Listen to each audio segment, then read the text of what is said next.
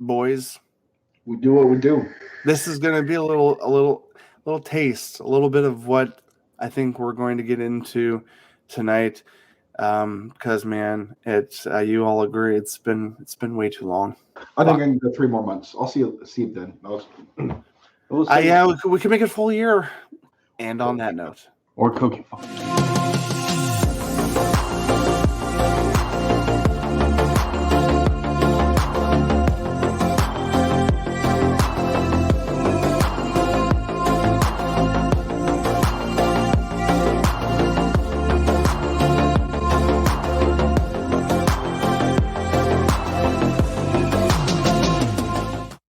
Welcome to Nerdentials, your weekly dose of the nerdy essentials covering film, TV, video games, and comic books. I'm your host, Joe Tweeden, long but not forgotten. And joining me tonight in the nerd circle, it's been sadly an unfortunate 8-month hiatus, but I would like to welcome back my brothers in arms, the Nick Thomas. Welcome, sir. Hey. And with him in the same room this time, the Ryan Coon. Hello there. Boys, it's been a minute. A few. It's been a figuratively long minute. To be precise, April of 2022, I believe, was our last episode. But not our last episode. Just the last one we uploaded. Oh. Well, okay. So it's my goal that by the time anyone's hearing this, I'm gonna release a flashback episode, an unaired episode 126. It was actually, if y'all can bear with me, the Stranger Things season 4 deep dive. Oh. Yeah, a lot of things happened, guys. Just to let our viewers know, back beginning of summer 2022, I made a huge life change. I uprooted my whole family from the Northwest, and literally, without being specific, traveled halfway across the country. You moved to Florida. That's not half. That's all the way across the country. It's the same thing. From one corner to the other. Okay. might as well be there. Name one might as well be. Belong to America. You know, I could have gone to Hawaii, but I didn't do that. That's not quite halfway across the country. Belongs to America. Dude, do I need to censor you early? Like, I don't know where you're going with that. I don't know either. I kid though, of course. But I went through a big long move period, and Matt, Nick, even Ryan, but I won't necessarily throw him under the bus. All of us got schedule changes, life changes. Life hit us with a ton of bricks. And as a result, we kind of unceremoniously took a hiatus. If you are an old listener, we apologize, but the boys are back. Okay. I'd like to play that jingle, and we'll see if I can get away with it. But no, but like, you know, and we don't have a dedicated schedule yet. We're gonna at least every couple weeks come back for a solid episode. Still doing this for fun, still a hobby. No living being made here. Too long. But guys, I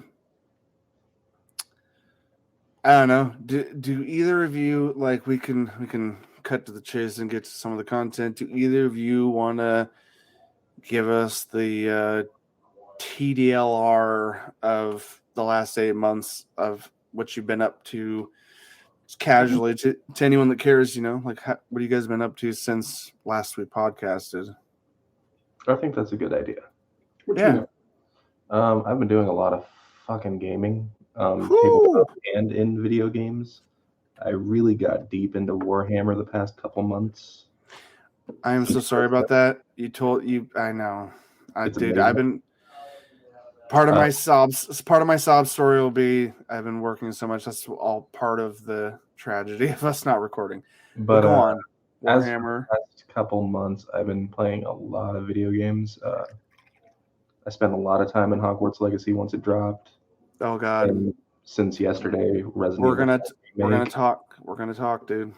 I've been playing a few other ones. I got back into Guilty Gear Strive recently. Been brushing up my Nagoriyuki fighting game skills, which are very mediocre at best. Other Good place than to do it. that, I started a horror novel. Ooh. It takes place in Southern Oregon. It is based on a ranger outpost in the dead of winter as strange things begin to happen around the 8 p.m. when it is pitch black and the winter solstice. Dude. I'm interested. Caller me interested, dude. I'll give you guys some early drafts before it's finished. Hell yeah, dude. I want some notes. I want some deets. That sounds cool. So that's your general summary, sir. For the most part.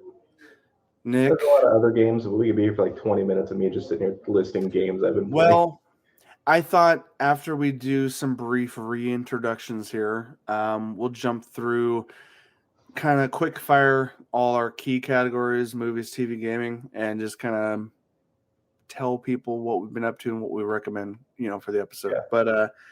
But Nick, I want to toss over to you, dude. Like, I feel a little heartbroken for part of your last 8 months, but like, what else have you been into or up to? How's it been going? You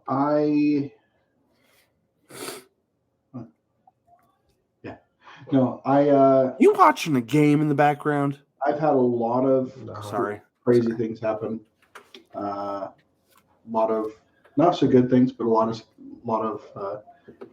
changes in my life. We recently purchased our home on wheels.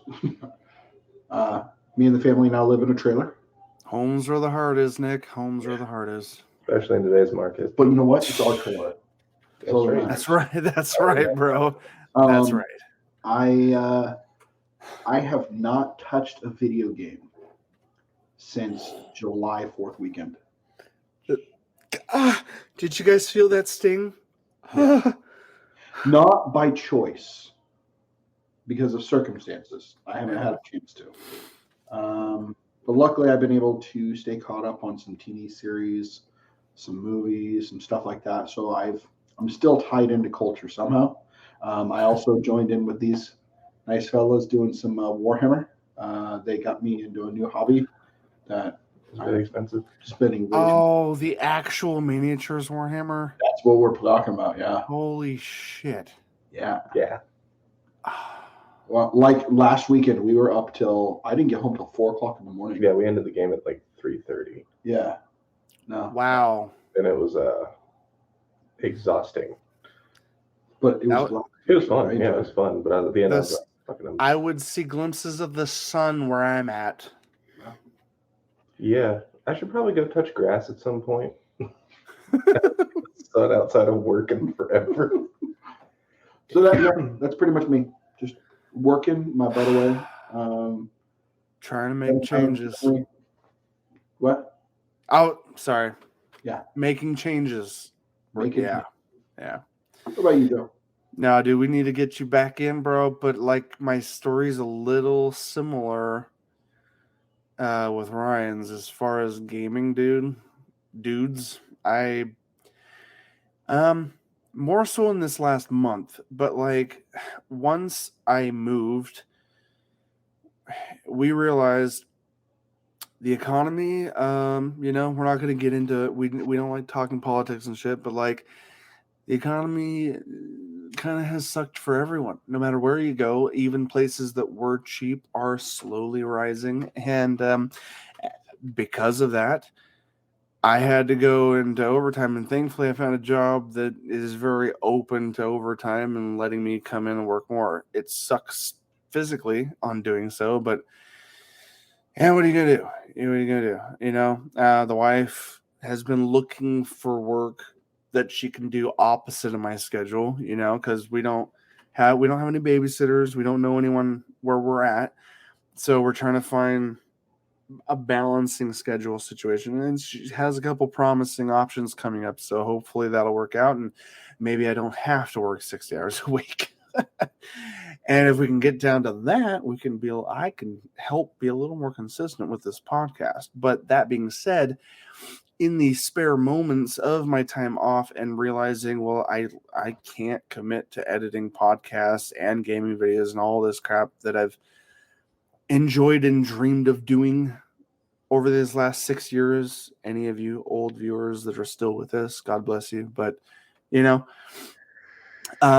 I had to kind of just simmer down and reevaluate, well, what can I do with what little time I have right now? And gaming is a very self-soothing option. If you have it, my heart still goes out to you, Nick, regarding gaming, because circumstantially you have not had a great opportunity to do so.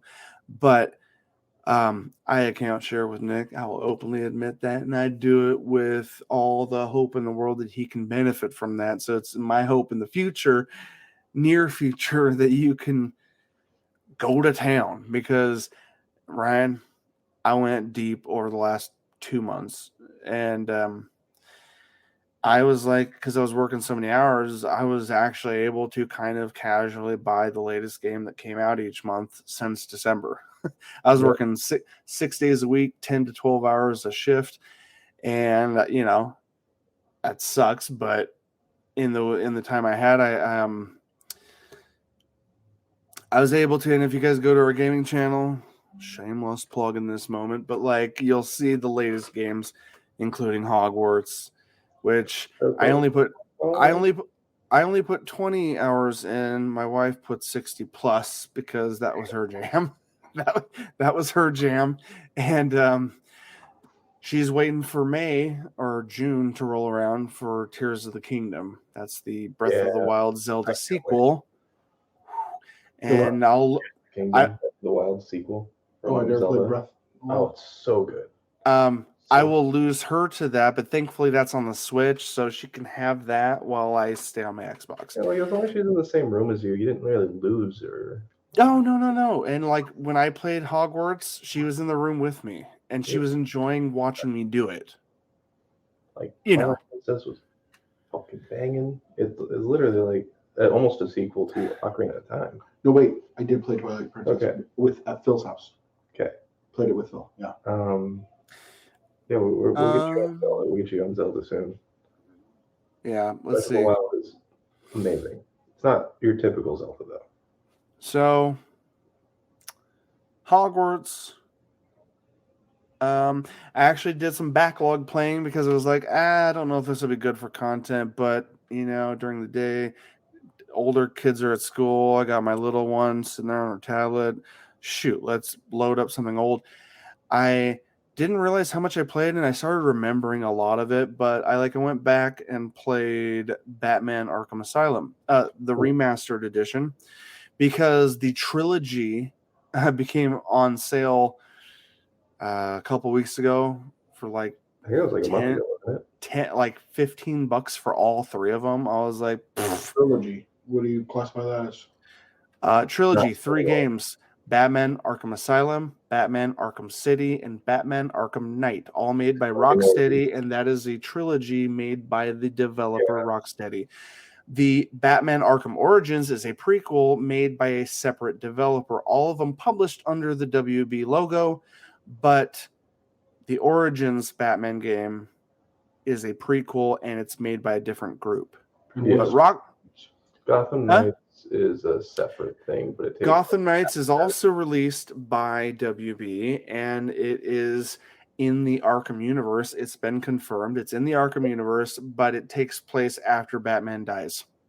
And it's about the Bat family. Nightwing, Robin, and Batgirl, and who's the red guy? Red Hood. Red Hood from Really? Batman Arkham Knight. He was the villain / whoa twist at the end, which I have not played that whole game all the way through, so I'm not going to say it. Jensen is Batman now. What? One of the most recent animated movies, Jensen. Makes sense. A lot's happened, I think Nick. he's But actually- anyway, Keep making I think he might actual be Batman. actually playing Batman as well soon. There's been rumors about that. I'm not saying anyway, we're getting a little too deep in the weeds. We'll probably veer back later and cover a couple more things about gaming, but like that's been all I've done. I've tried, and I do have a short list of shows and some movies that I've gotten a chance to watch. So we'll dive into that. So we did introductions. Let's do some quick transitions here, and let's just even Ryan, if you don't got anything for these categories, you're cool. I think Nick will be the primary speaker for these, for at least movies. Maybe, I don't know. You can pipe in on anything you've caught up with or watched. I have something in movies to share. Okay. That's not new, but it's something I dived into recently. So, guys, now's a good time as any. If you guys are cool, we're going to jump into Movie Matters.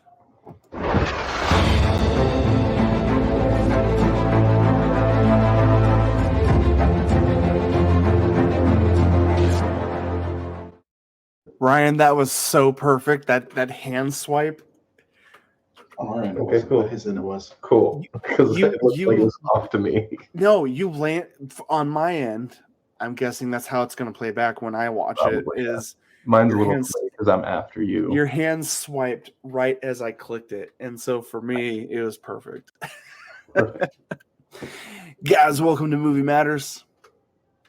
The only thing that matters in this moment is the movies. And just that's off the cuff. Anyway, I know Nick has been watching a lot of different things, and so I want to get his Oh, Nicholas. I'm listening. I'm sorry. Sorry. You're listening? You I apologize. dirty dog. There's no mute for you. You're in the same room. No, I'm kidding. Here, Anyway, David. no. You don't got to do that. I was joking. Anyway, You know. something I want to share real quick about something I dived into that's not new. And then I want to toss it off to Nick or Ryan, and you guys can share what you got. Something I realized as I was rewatching these films that I was like, I remember a lot of this. I don't remember the very first one. But what got me into this franchise of films, there are 6. They came out in the late 90s. Paul W.S. Anderson, is that his full name? I think Paul Wes Anderson. Resident Evil. So with the onset coming of Resident Evil 4, and on my gaming channel, I was like, now's a good time. Doesn't matter. No. Only the first 2 are good. No, okay, but let me explain, right? Like, and you can pipe in with your 2 cents about the movies. Absolutely, I'm curious how you think. But here's the thing: is I went into them knowing they're horrible. Yeah, Like- if you go into them with that mindset, that's actually not bad at all. Yeah, no, that's what I'm saying. It's like I went into it with the fandom perspective of I love Resident Evil, and I know these movies are horrible. And while hardcore fans might say 1 and 2 are those are the best, the rest are just bleh. I'd say, dude, watching 1 in 2023 is like, wow, this might as well be a B movie. It might as well be a love letter to the thing that makes fans love Resident Evil, the quirks, and like the quirks. Idea. Yeah, the quirks of the films are vastly different from the quirks of the games, but I had a deep appreciation for the effort, the cheesy effort, the cheesemo effort of whatever freaking Anderson did for these films, and he's been the director for all of them. The thing is, I did. Okay, so I'm gonna try to make this a little shorter. I'm gonna try to tighten this up here. I have said on the show before on our podcast and other things that I only recently became like a really strong fan of the games kind of once Resident Evil 2 Remake landed. Like 2019. Resident Evil 7 came out, and me, Jeff, and Paul, our older crew from the early days of Nerdentials, did a couple Let's Plays with Matt, and those were fun and funny, but I never played through the rest of that game of 7, and I kind of never got into Resident Evil, past that.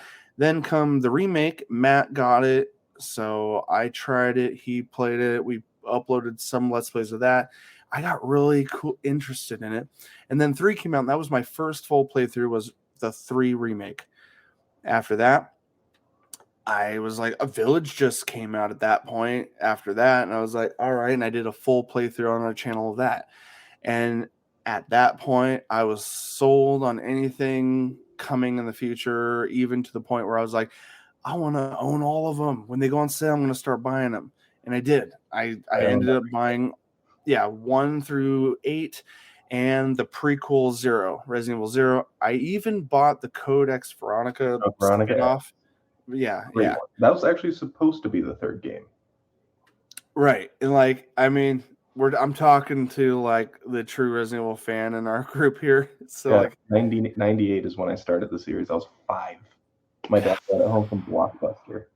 Damn, and you know what's crazy is that whole byproduct I mentioned off air probably about my youngest kid being kind of like you have your first 2 kids, they're experimental, you're not sure how to handle things, and by the 3rd one you just kind of don't give a you know. First. Yeah, well, and that's what I'm saying is like my youngest is only 5, and sorry, not sorry, I've let her watch all the Resident Evil gameplays. Like I've played Resident Evil 7 and 8 in front of her, and she's 5. So she's, granted, it's secondhand viewing. She's not focused on it, but I'm playing it and she sees it. It's whatever. She all my kids like scary stuff, but I became a true fan. And while I was in a kind of a drought waiting for Resident Evil 4 remake to come out, which is out now, my mind's right before we started, blown, and I'm frustrated that I'm broke right now. Because I've been able to buy every new release over the last 3 months, and I'm like, crap, the 1 week I didn't do overtime was the week this stupid thing came out. You're not on Xbox now, you're doing PC. I don't know how that is. Because I'd be like, Ryan, account share with me briefly, but on PC. Weren't you doing on Xbox? Yeah, I could account share. He's doing it on Xbox. Oh my god, okay. Before you go to bed, please share if it's on Xbox. Do an account share, dude, because like I want to put out some videos on it. Yeah, I can do that. I've been stupidly hyping it up on our gaming channel, saying, "Oh man, I can't wait for this to come out," and it's the weekend that it's out, and I'm not playing it. Yeah, I can game share with you after this. I would love you to death, dude. I could just send you the. Work on that. We got so sidetracked. So the movies. Yeah, the movies. That's what I watched, all of them. Okay, I need to finish number 6. And you know what? Those whole streamers. Netflix has 1, 2, 4, and 5. The finale to each trilogy is not available anywhere. You have to rent them. And I'm like, you mother truckers. Really? Netflix has the first 2 of each, set of movies. And it's like, and Mila Jovovich, the star created just for the movies character Alice. Like, I freaking love her, dude. And like, I know it's over the top stupid, but man, I've enjoyed these. I've enjoyed these movies, dude. Thank you, Mr. Ryan. Love you. Mwah. Anyway, Chef's Kiss on the films. I know all of them are horrible, and fans might argue the first 2 are the best. And like, yeah, sure, they are, rightfully so, because they're in each movie. Like, I will say that there's something enjoyable in each movie, and it's its own thing in each movie too. It's like a slightly different thing in each movie. And it's crazy because Jill, Leon, No, freaking, Leon oh is my not in god. that series. Johann Herb is in that series. No, hold on. Nick, do you remember the show Prison Break? Oh, what's his Talking name? about Wentworth Miller. Thank you. Yeah, he plays Chris Redfield, which at first I was like, Hilarious. that's freaking weird. But Chris I is enjoyed his performance. I enjoyed his stupid performance either way. And they had Claire in there, and I was like, okay, Dude, okay, well, real it's fine. quick sidetrack. I had already had a crush on Allie Larder before she was in that series. Oh, really? Mm-hmm. Huh. Yeah, So, no, because like, she was in it made Heroes. day when that movie, the third movie, came out. That's what made that movie for me. Anyway, like, okay, so as far as films go, like, I know I've seen some other things, and if it comes to my mind, I'll bring it up. But like, over the last couple months ago, I binged the first 5 Resident Evil films, knowing they were going to be bad. I looked at them as just B movies, and I had a good time. I had a hilariously good time. They had Wesker, they had all the main leads from all the games. They shoehorned them in there, and it was a fun ride. Yeah. And but anyway, that's what I watched. I'm gonna pass it off to you guys, Nick or Ryan. You draw straws or argue. Who wants to talk about what you've watched movie wise? I think Nick should because he actually has movies that Sure. are relevant now. Like, I could tell you about another Resident Evil movie that disappointed me immensely, but I don't really want to bring the vibe down right now. You know, Resident Evil, you should bring it up. Hey, well, on a side note, Ryan, like, okay, but in the future, we should totally, in the next, I don't know, month or so, we should do like a dedicated Resident Evil episode where we talk about all the shit related. Like, I can do that. Because there's like Especially 'cause three. Dead Island's coming out soon. There's like 3. Yeah, there's 3 CG animated films, 6 live action, and there's a series, a reboot series. Was it Netflix that tried to do it? Of Resident Evil. One of the last things Lance Reddick was on, and that was the only reason to watch it. He was the only reason to watch that show. Really. I'm so sad that we haven't kept up on podcasts because there are way too many people we've lost over the last year. Choice are me. But okay, this workup. You could be riding high on the hog. Give us the Nick was telling you, Ryan. Give us the spiel on this Resident Evil thing you've watched. So, Resident Evil: Welcome to Raccoon City, the way it was advertised to all That's all what I'm of us, talking about. Yeah, the leaks and various things, the set pieces. And don't get me wrong, these set pieces were amazing in that movie. They tried to get as close as they could to the actual games they're based on. But I think the issue with that was that they tried to cram 2 full games into one movie, being Resident Evil 1 and 2. And on top of that, they changed too much of what was actually happening in those games to make it work with them all being together now, that it turned into a more atrocious piece of shit than what the original movies were. Damn. Also, completely butchering some of the characters, turning Leon, instead of being a rookie cop, into an incompetent, jokey asshole who is the butt of most jokes. Damn. Claire stopped being the naive college student who becomes a badass. Chris was perfect. Robbie Amell was perfect. Robbie Amell was perfect. It was the best part of that movie. Yvonne Jogia, who played Leon, would have been amazing if they just had better writing. He was a great actor. He's always been a great actor. He's just bad writing. Some straight up Luke or Anakin Skywalker shit right there with sand lines and stuff. Ah, damn. I hate sand. It was good. I hate how it feels. CG, Robbie Amell. Top 3 things in that movie. Okay. Yeah. All right. And that's my hot take. I dig it. All right, let's toss over to Nick. Nick, what have you watched recently or since last week podcasted? All right, recently movies. Anyone else actually has the possibility of watching this because it's on Disney Plus. Black Panther: Wakanda Forever, released on Disney Plus. Yep. They actually, I really, really enjoyed it. I like where they went with it. I like the respect and reverence they paid to Chadwick Boseman. Nice. Yeah. So I'm like, just the way they did it was beautiful. They didn't allude to anything specifically, which was nice, but they did pay him the respects. that makes me feel better. And what that society would look like without him. Damn. They made some changes to Namor. Okay. So he is in the film. I saw his actor. I'm kidding. I know. About it because I think he had said his nephews or something were asking like him about being in a Marvel movie, and he actually got to come out and say that he was Namor. And it blew their mind. I could be kind of wrong there, but I know it's his family.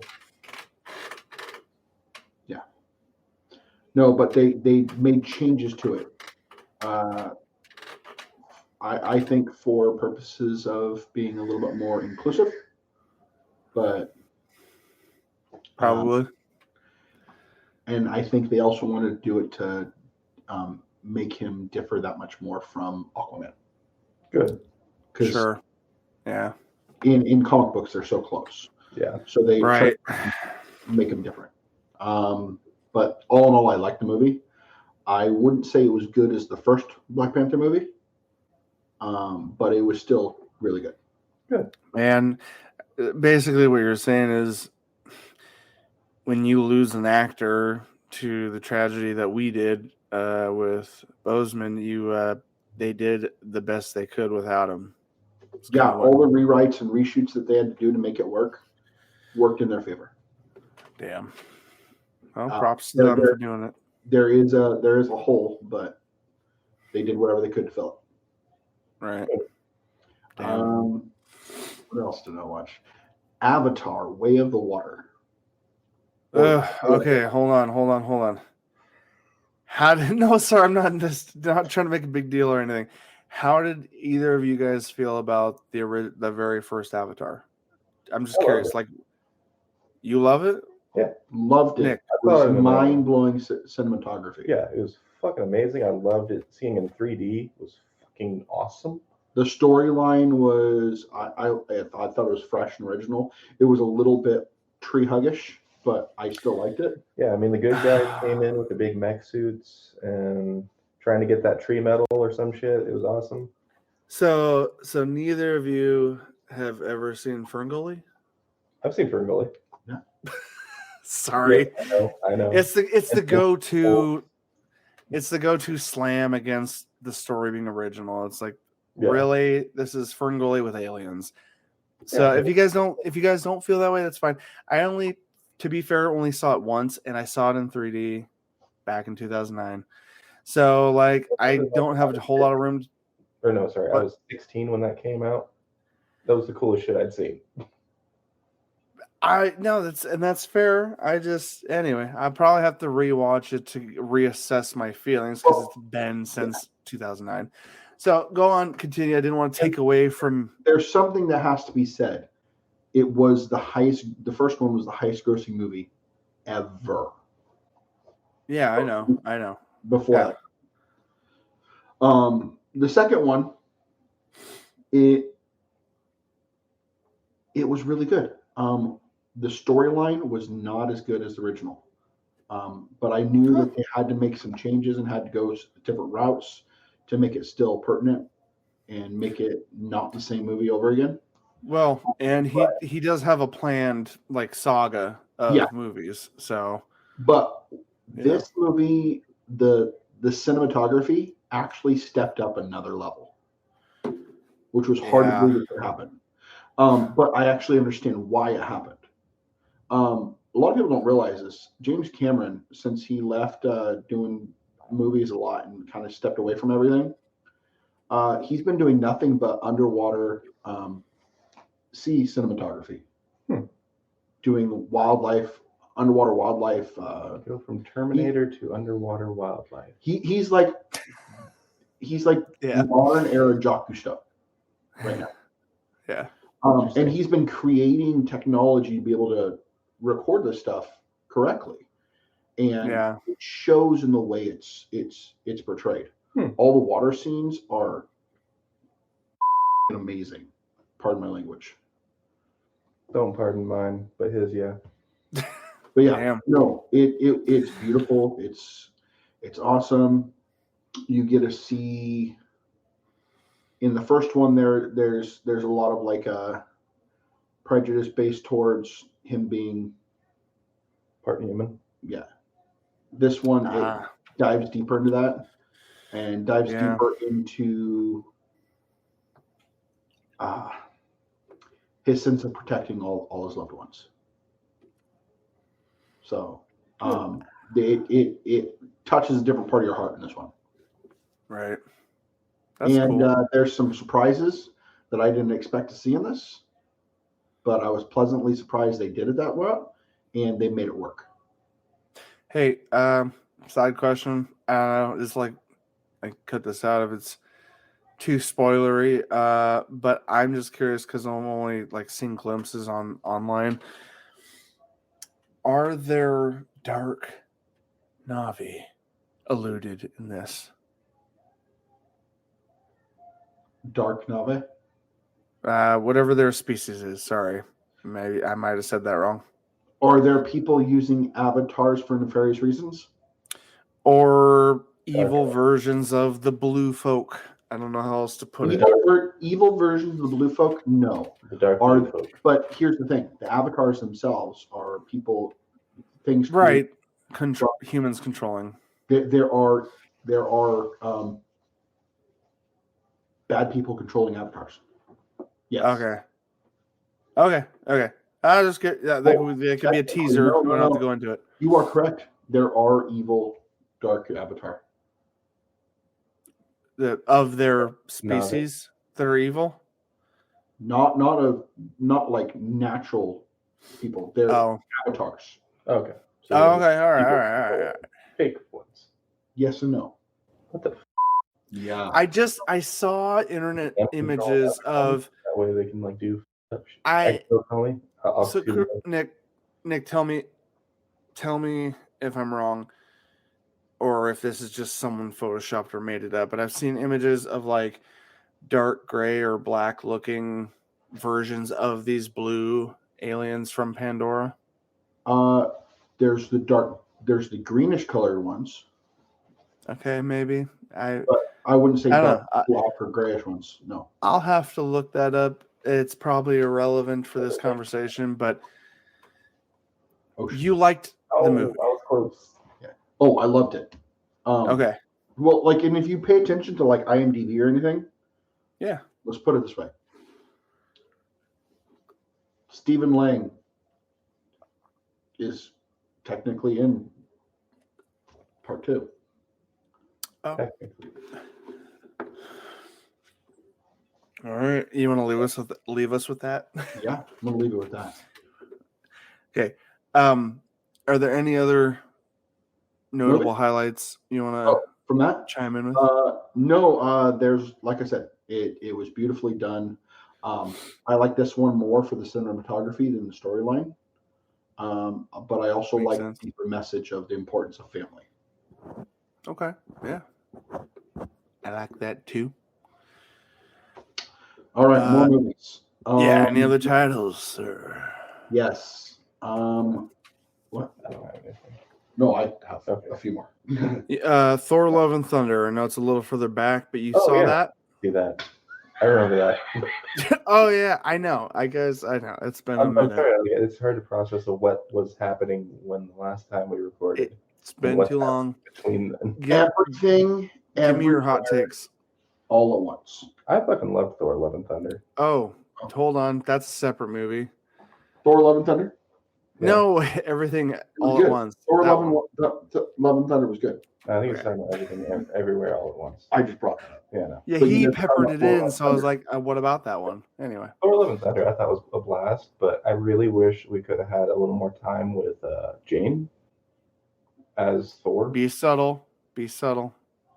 Like, Spoiler. I don't know. Like we're not In the deep diving, trailer. so I don't want to be super spoilery because I It's literally in know. the trailer. If they haven't seen it, it's figure it out. It's like the first thing you see in the trailer is her coming back with. No, I meant the amount of time we get with her might be spoilery. Oh, I'm not gonna say how long. I just said I wish I had more because I'm a huge Fair enough. fan of Sorry, Natalie fair Portman. enough. Yeah, It's Natalie Portman. yeah, I love Natalie Portman. Yeah. Remember that song? Love that else. No, I know. We kind of missed our windows for deep diving on some of these. Not that we can't as we go forward, but like We could do that with Cocaine Bear and John Wick 4. I just have to say this yes, though. yes. I was kind of annoyed that Thor: Love and Thunder, they tried like stealing the thunder from the original Shazam movie with the sharing of powers. Mm, I'm like, come Oh. on, you're really gonna do that now? yeah. It was a direct, It was a direct ripoff. yeah. Huh. I would agree. Because I can't think of anywhere in the comic books that he's actually able to do that. Yeah. That is not a power of Thor. It's weird they took that route. Yeah. Huh. Overall, though, highly recommend. I enjoyed it. What would you say on a 1 to 10 rating? It was Chris Hemsworth Yeah, it was. without his clothes. Yeah. It was Chris Hemsworth. That's my rating. My rating was Chris Hemsworth. You flick too hard. No, I enjoyed the humor behind it. They kind of dove even deeper into the humor that they had from Ragnarok that everyone loved. And I think they kind of tilted too hard on it. Director Taika Waititi came back for seconds. Times where it went from like serious moment to funny moment too quickly, and I was like, let me process this before we get into this. And because of those changes, I would give it a 7. I was gonna say about a 7.5 for me. That's fair. Like, I great get that. movie, loved it, but there were things that could have been done better. I would watch it again, Yeah. and again, and again, because it was good. Oh, Like 5 is average. 5 is an average medium. Like, okay, I might see it again one day. 7.5 for me. I'd watch it as many times as it's on. that makes sense. I appreciate that. What about you?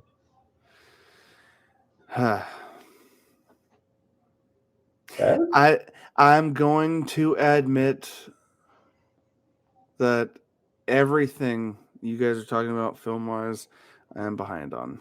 You haven't seen Love and Thunder? I know this is going to create quite a stir. This might even be a nice little clip for a short. You can bash me and take my nerd card now. I've been so behind because I've been neck deep in gaming that I have fallen. I know, Ryan, you get that, but like I've fallen the wayside regarding a lot of film. Okay. I'm very regretful of that. And with Disney Plus, hey, a lot of those are on there right now, and I can click play pretty much anytime. So I get it. I need to make some time. Yeah. Wakanda Forever and Thor: Love and Thunder. Those are both. And if you're going back that far to bring up Thor: Love and Thunder, I'm gonna have to bring up Doctor Strange. I mean, you should. Well, hot takes, because those came out on the cusp of us going on hiatus. Yeah, like Doctor we didn't. Strange, in Multiverse of Madness. Yeah. Hold on. My goodness.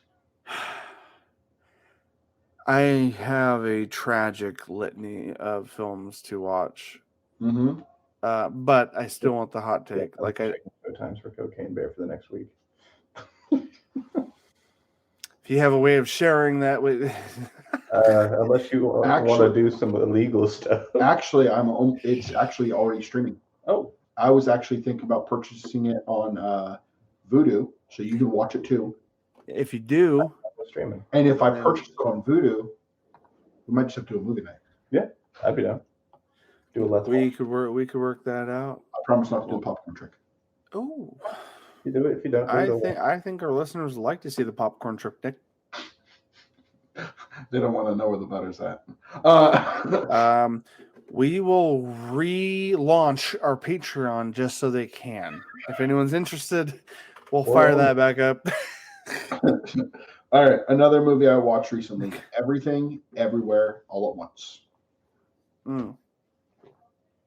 I stopped talking about that thing. Huh? This thing back here. You know Guess what? Everything, Guess who- Everywhere, All at Once was a pleasant surprise. I'm a big kung fu person. I want to watch it because a certain actor won an Oscar Yes. for that. Which one did? And his speech is so...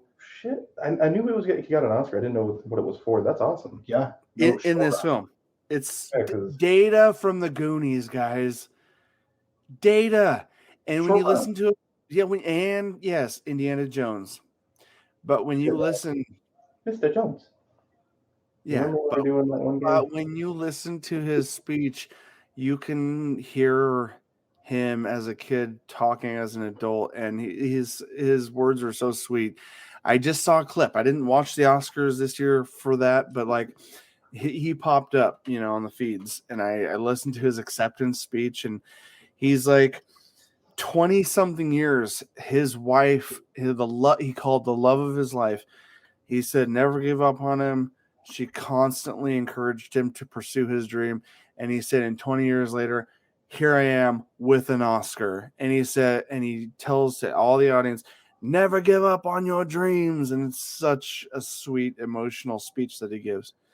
It's short and simple. But anyway, like how the film was good. How was the film? The film is a crazy ride through a different version of the multiverse. Yeah. It's going through different dimensions, different universes, everything like that.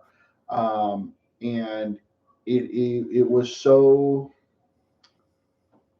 uniquely done that it was hard not to enjoy it. Yeah, that's cool. Yeah. No, him and the main actress, what's her name?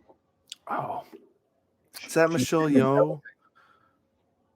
No. Yeah, it's Michelle Yeoh from Star Trek. Yeah, Star Michelle Trek. Yeoh. Yeah. Loved it. It even she's had good. freaking Jamie Lee Curtis and a few other people in it, and it was really Loved Jamie Lee interestingly done. I guess for the non-Trekkie nerds, I should mention she's from Crouching Tiger, Hidden Dragon, Crazy Rich Asians, which I loved as a film, and Tomorrow Never Dies, 007. Apparently, she was in that. Yikes! This to me had the feel of Matrix meets Donnie Darko. Huh. Oh, it was Donnie Darko, how? Because that was stylistically really unique. Yeah, that's what I mean. This was very unique in the way they put it. And it was kind of dark in some places, and it was definitely interesting. But it's definitely, I don't know how to describe it without like going in depth on it, but I would definitely say this is one that people should watch because of how so different it is. I like that, dude. I like that. No, I know it's an acclaimed film at this point, so very interested in checking it out. And the last movie, I quite literally bought it. So if you want to watch it, it's on Vudu. Oh God, I'm excited. Nicolas Cage and Pedro Pascal. Oh yes, yes. I have unbearable weight of what? Sorry, I cut you off. Massive talent.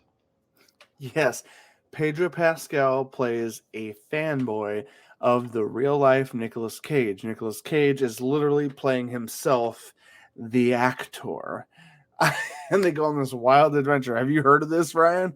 I've heard of it. I've seen clips and the memes, but that's it. God, I love Nicolas Cage so much. It sucks that my wife is freaked out by him and hates him. But for me, I love all his movie choices.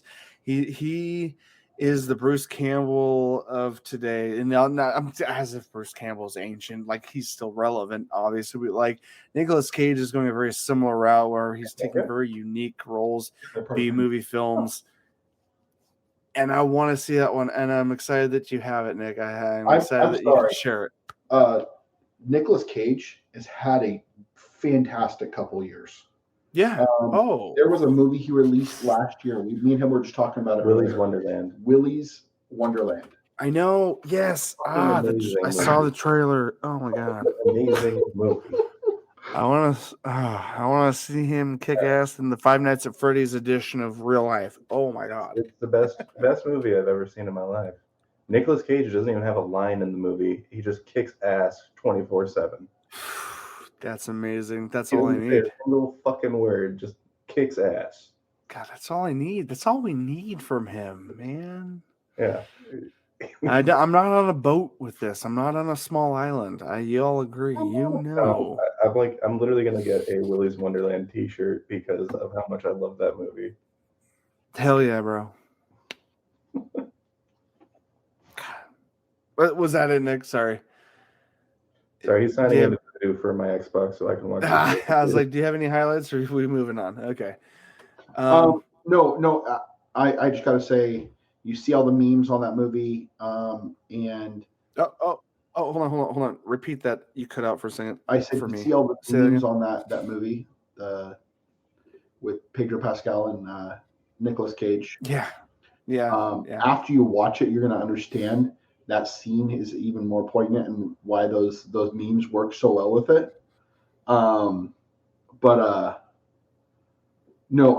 It's like the coolest, funniest, most relatable, like, bromance movie I've ever seen in my entire life.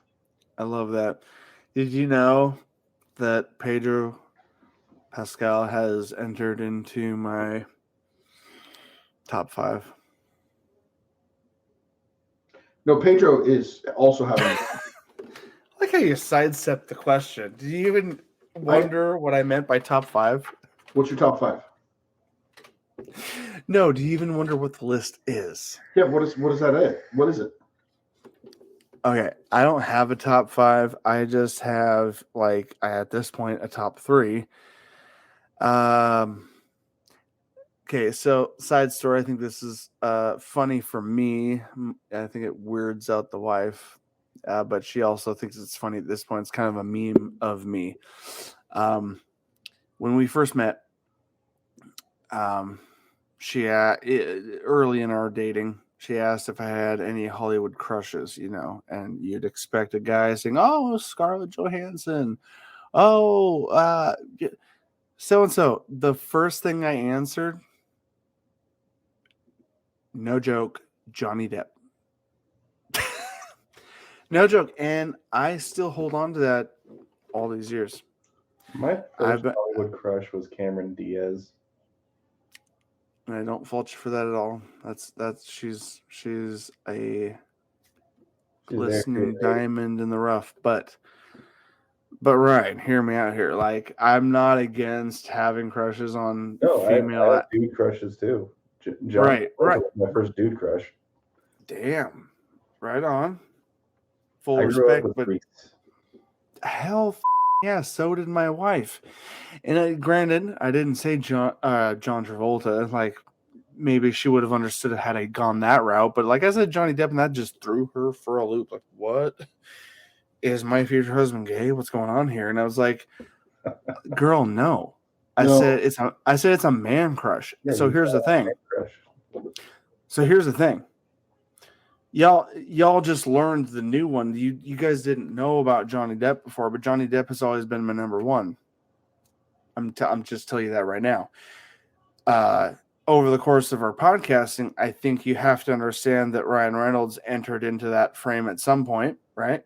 Yeah. And Pedro Pascal, I don't want to fan the flames of silly female banter. I mean, he's a heartthrob right now. They're calling him daddy. They're calling him daddy. And you know why they're calling him daddy? They're calling him daddy because he's playing the lone wolf role.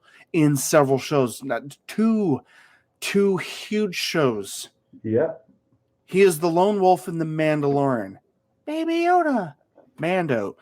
Hello, Last of Us. Joel. And Ellie. Okay. He's the lone wolf yet again in a new recent hit series, which I'd like to talk about eventually, but not right this moment. What's So I can watch it. yeah. So all I want to say is that those are the three. Those are at the top. I've been real finicky about the Johnny Depp spot, but I sadly think Johnny Depp has slipped down to 3 because not even in my top 5 anymore. because Ryan Reynolds. Though. Ryan Reynolds for a long ass time slipped into number 1, and I love Pedro, but he has slid nicely into number 2. For me, it is Henry Cavill, Ryan Reynolds, Idris Elba. Oh shit, that's a spicy variety, and I respect it. It's Ryan, Pedro. I still love Johnny. And because of the recent trials he went through, I can still keep him in the top 3. Fair enough. He hasn't had to slip out. You know what I'm saying? Like, oh God, can't like him anymore. But I do. Nick, do you have any male crushes? It's okay if you don't. Yeah, I'm not gonna be upset. But I'm curious who they might be. But I am too, and that's why we're asking. Ryan Reynolds. Thank you, sir. Henry Thank you. Cavill. Okay. Nathan Fillion. Ooh. Shit. Good. Okay, you know what? If I only said 3, and like no, but for 5, like if we're gonna go top 5, I have to add Henry Cavill into that 5. Henry Cavill's daddy. That is my father, my real father. Him and Timothy Oliphant had a weird baby. It turned out. Yeah, he had to be. But so Henry Cavill. You say Timothy Oliphant? No one of you said that. I have a top. We have a top 10. We'll wait. We'll come back. Let's come back to it. Are we done on film? Let's move on. Yeah, let's move on. But okay, real quick transition because I'm gonna make gaming real hot and fast. Sorry, not heavy. But let's do TV real quick because I think we could all do some hot takes on TV. Guys, welcome. Let's go to TV talk.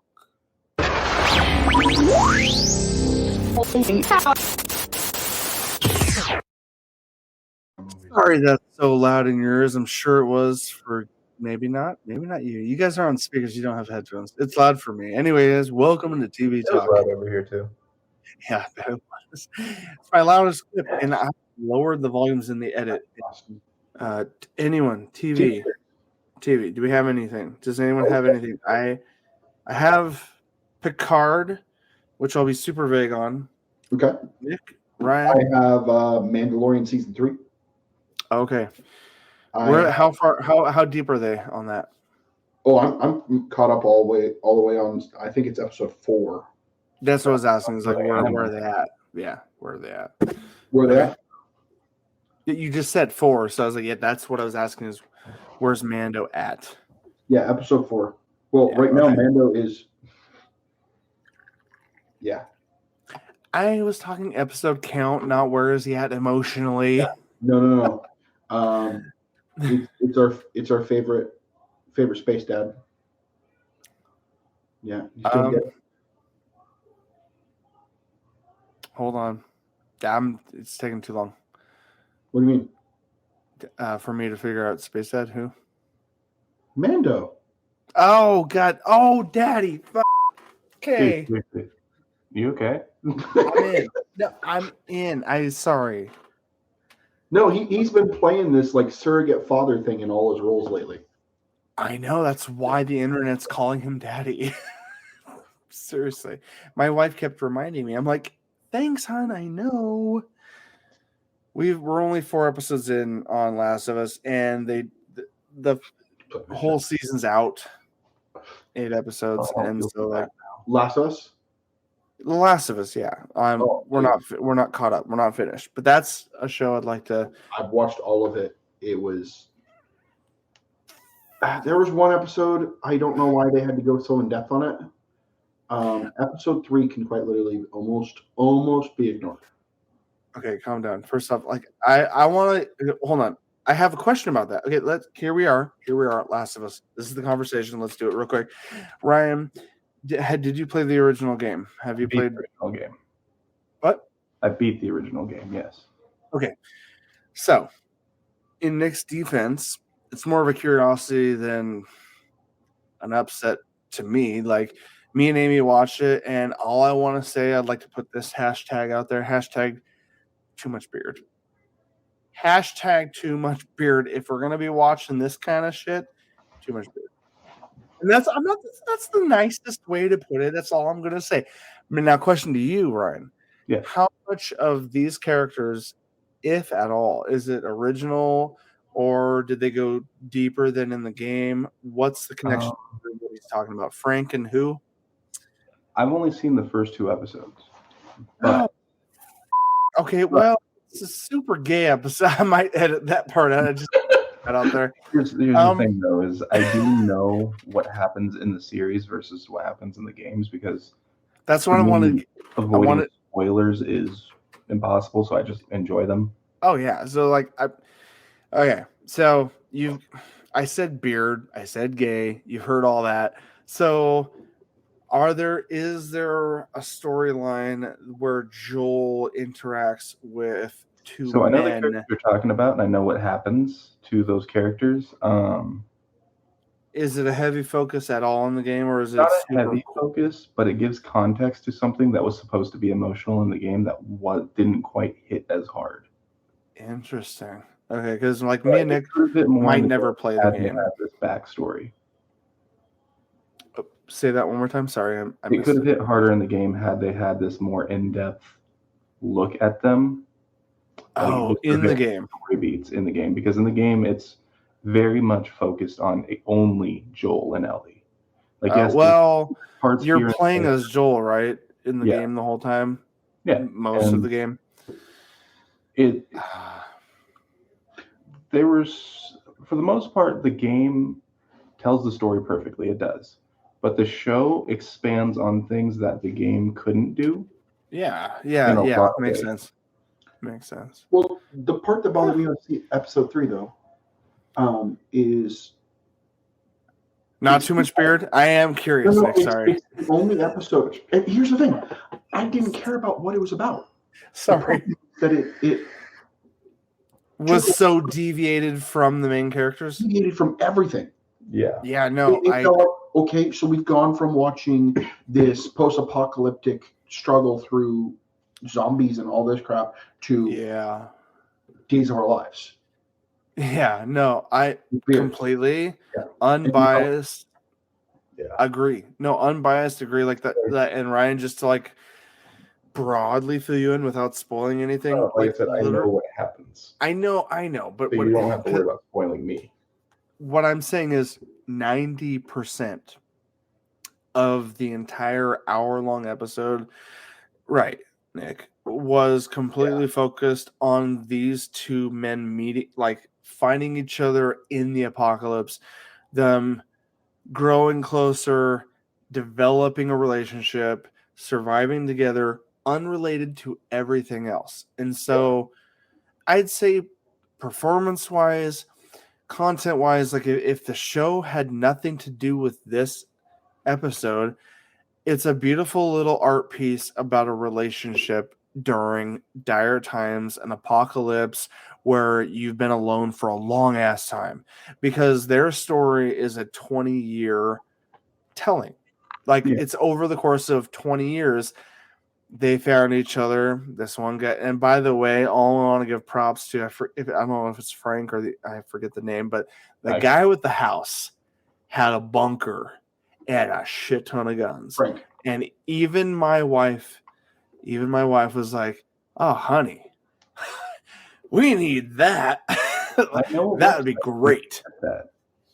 Okay, we'll talk later. But you know what I'm saying? Like, that part was fun. the interaction, the emotions, all great, performance great. But you're right, Nick. Like as in context of the whole season, it was sadly vastly separated, unfortunately. And like I know long form shows do this. Sorry, Ryan. What? Sorry, I don't mean to cut you off, but what sucks about that is that they could have easily done a very similar episode, but had it focused on the pre-story of the game with Ellie and her best friend, who it's very heavily implied that. Actually, I need to say they actually. All right. Are we going too deep here? Do we need to come back here? Can you give a spoiler warning here?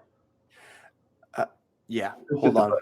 Hold on, right here. Here we go, guys. I'll put a timestamp in. Skip, Joe, and I'll tell you. Warning. Spoiler alert. Warning. Spoiler alert. You have been warned.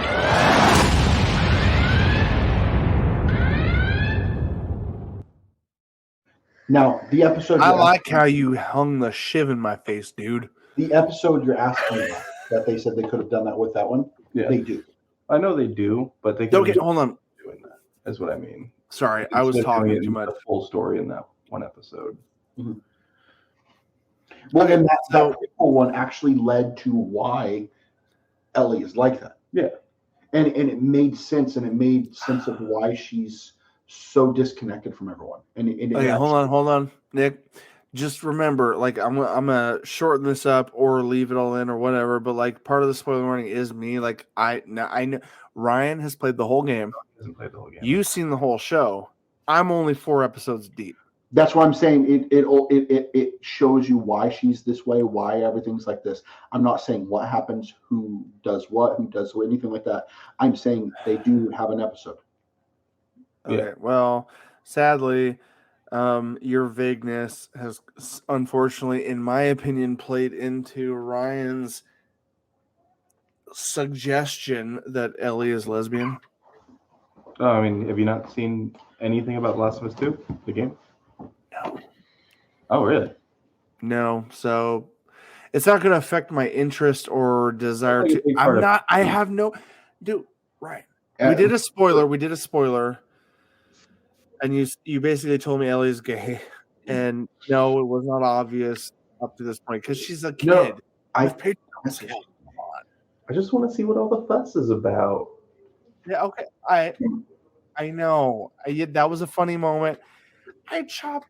Damn it, Ryan! You're making me rethink everything because I chopped it up to just a childish girl being like, "Whoa." Dude, Neil Druckmann wrote this story. Like 90% of the people in it are gay. I mean, there's nothing wrong. I don't like. I personally don't care. It's just I didn't know. All right, so we went straight to The Last of Us. Mandalorian, season 3. It's off to a great start. I'm excited for the areas it's going. I'm excited for the character development I've already seen. And you're getting a much richer dive into a section of the Star Wars universe we haven't gotten a chance to dive into.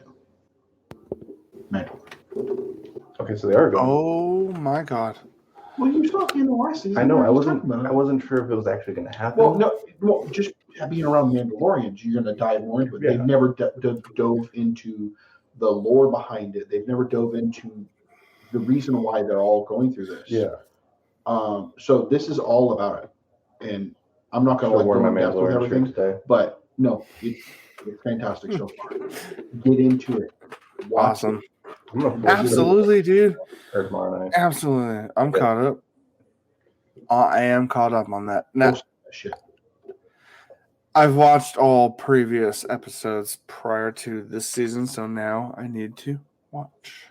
No, when you get into that first episode, it's going to feel short because it is. Yeah. That first opening episode, for some reason, is 36 minutes. What? That is the shortest thing I've ever heard of. What? Every other episode of Mandalorian is an hour long. Wild. What? That's wild. Oh But god. that first episode is action packed, though. It's insane. That's It has to be if it's that short. My goodness. It's fucking great. All right. And then for my third TV series I wanted to talk about, watched the whole season, and I loved every second of it. And it goes a little bit away from the type of movies and shows we're talking about on a normal basis. This is a crime drama. Oh shit. on My wife would be right at home. Plus, the show I'm talking about is Tulsa King. Oh, Oh my god. Sylvester Stallone. Sylvester frickin' Stallone. The shorts, the TikTok shorts, whatever that I have seen of his badass mob mentality makes me want to watch this show. I can Tell me you. why, Nick. Tell me why. No, I'll tell you right now. For a crime drama, this is one of the best I've seen. I put this up here with Justified and stuff like that. that's high praise. I didn't know this was a crime drama. So, Oh, in Mafia, dude. He's a mobster. Oh. Compared to Blacklist, okay, well, the way you put Compared it, to Blacklist? no, well, like in rate and quality, not necessarily like themes, but Equal. equal. Shit, I gotta see Ryan this. just confirmed. Stallone. Yeah, Blacklist equivalent. Damn. It's kind of like you mixed Goodfellas, Blacklist, and what's that one movie? It's another thing that's very similar. Damn, Nick. That's already heavy. That's already heavy. Kind of the feel behind it, kind of like what's the? Don't say Sopranos. No, I do love it was a Sopranos. TV series about a biker gang. Oh, Oh, Sons of Anarchy. Yes, it has a Sons of Yeah. Anarchy feel. Has to be. Yeah. Okay. Me and the wife went hard and deep on that one. But with Good. Sylvester Stallone. Yeah. And less bikes. Minus Ron Perlman. Or more bikes. I don't know. it's Or hard to have more bikes than Son of Anarchy. Hunnam. Charlie Hunnam. Minus That's Charlie right. Hunnam. So, heartthrob of my wife. Heartthrob of many of my ex-girlfriends. Makes you scratch your head. What? Anyway, I'm kidding. Anyway. Roll for Charlie Hunnam in 14. Oh hell yeah, Space Wolves. Okay. What? To be fair, what? Whoa, hey. Does anyone want to circle back? Now, I guess because we were in the intro. Does anyone want to circle back with any gaming highlights, or should we save that for later and wrap I up? think we should save it for later because I do want you to be able to input as much as I can with Resident Evil 4. Fair. That But- should be like the high. That should. Let's save that for like our highlight. You know, because in Tomorrow, film, I am going to dig a trench and run the cable so I can get an Ethernet cable to my trailer so that I can plug in my Xbox. Like I don't know why it just sounds like I know what you're doing is legit, but it just sounds like you're gonna do something super illegal. Like, I am going to Nicholas, go from my whatever you have to do, legal or otherwise, whatever. Well, I paid for the internet. It's at the house now. I just got to run the cable. Then plug. there's nothing illegal about it, is there? but it You're could paying be for a that thing shit. if you do it the fun way. You can do it the fun way. I do know how to. But this was I know you Another know word for midgets is fun size. If I really wanted to. Sorry, I didn't say that. Don't listen to that. I didn't either. You didn't hear what I said. Either did anybody recording. Nope. The whole thing is a blur. But whatever fun way you figure it out, Nick, you've got 4 brand new games available to play. Hello, just throwing that out there. Oh, and also, I'm really kind of excited about the Callisto Protocol. it's okay. Okay, hold on. We're gonna close right now. I promise, Ryan, but here we go.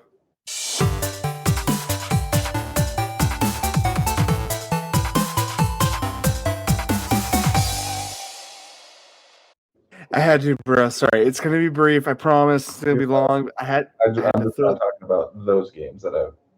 Oh yeah, no, it's fine. I had to throw that shit out there. And there's, yeah. Okay. Side note, just like regarding, I was like, you're bringing up a game I'm like excited for you to try out. Like, okay, we're doing the Actually, transition. because I haven't played this game, I'm gonna go make some coffee really quick. No, you can. I'm gonna tell Just so Mike I about can a little Callisto. bit of it, because I am excited to play it. Okay. Was he excited about Callisto? Callisto Protocol. Okay, and you are too. And then here's what I want to throw out here.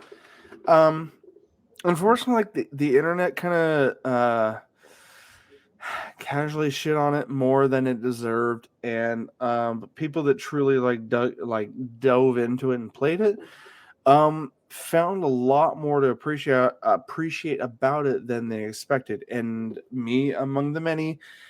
I've played a solid. I've got 9 episodes on our channel about it, the half-hour long each. So, like, sadly, I'm only about halfway through the game because what I want to call it,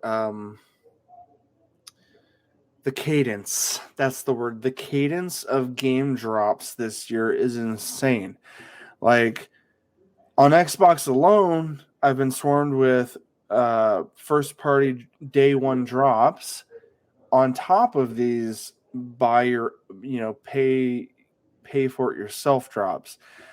Just to give you an idea, okay, so like November, December of last year, we got Callisto Protocol, and then I think January, literally a month and a half later, Dead Space. A remake, Dead Space remake. It's like, holy shit. And like I feel bad for like the small group. They were ex-developers from Dead Space. They split off, formed a new group, and started developing a sci-fi horror, a spiritual successor to Dead Space. Ironically, both were all pretty much finished close to the same time. Dead Space was at the end of January, and Callisto Protocol was at the beginning of December. And it's like, they're both really great games, but it was so sad to see like a fresh new take of trying to do the Dead Space thing, but be different, and then come out back to back to the remake, which is fucking amazing, and I'll talk about another time. Well, I'll review Dead Space later, but Another one that I was super excited for that I saw you do a let's play episode on, Scorn. oh, dude, and I played the whole game, beginning to end. It's a short game. It's super artistic, unique, grotesquely curious. Scorn. Like, holy shit. Like, what is this? Day one, Game Pass. It was on Game Pass, so like I didn't buy it, but I was like, I'd been seeing previews for it the year before, and I was like, I'm super curious about it. It's got the Cronenberg body horror element to it, but it's mysterious. There's puzzles, and it looks like a first-person shooter, but it is first person, but it's way less of a first-person shooter as it is a puzzle indie narrative weird ass dream. That's the best I can say about it. And knowing me, there's one thing that I'm like been jonesing for. I've missed so much of Destiny 2. The new seasons, all those, and I got to get back into it. Like, okay, throughout all this whole time that I haven't been playing my game, I get a text, I get a call, I get something every 2 weeks from our man Brehan. Just him checking in on me, and I'm like, hey man, thanks, I appreciate it. No, he's a great dude. Shout out to him. I got to get back into that. It's my jam. You know me. I think I've been the only one out of our whole group that stayed in it. I know, and we'll talk about it another time. But why I haven't excitedly jumped back, right? It's that whole account hacked bullshit. I lost years of my life basically to gaming, I know. And I'll talk about it another time. But Lightfall looks amazing. Like, I've seen the trailers, I've seen the story beats, I've seen a lot of cool things. But what I want to say is, like, Well, for our listeners, because we're still saving a lot of this, even though Ryan's not here in the moment, we'll come back and talk about more current things as Nick is able to jump back into this, because I'm going to summarize the gaming hits right now. Nick asked me about Scorn. That's a Game Pass title. It's amazing. It's got body horror. It's definitely up there with. It's one of the best short horror games possible. A lot of puzzles, more puzzles than you expect, Nick. I didn't expect how much I'd have to actually think about what I'm doing, collecting keys, maneuvering things a certain way to get further. And it's all done in silence. There's no narrative. There's no main character talking. You're playing as the person that's stuck in this universe, this crazy, macabre universe, and the ending will leave you bewildered. I actually have a game I'll add today. Yeah, like after 6 hours of time. I have a game. Yeah, so 6 hours of your time, pump into it, and you'll be, if you make it to the end, you'll be left bewildered. You're like, I don't know what the my life means. I don't know where I'm at now. But that's Nick said he mentioned he was watching some of my playthroughs, and he's like, "Hey, I noticed you played that game, Scorn." And I told, yeah, it's only a 6 to 8 part series I did.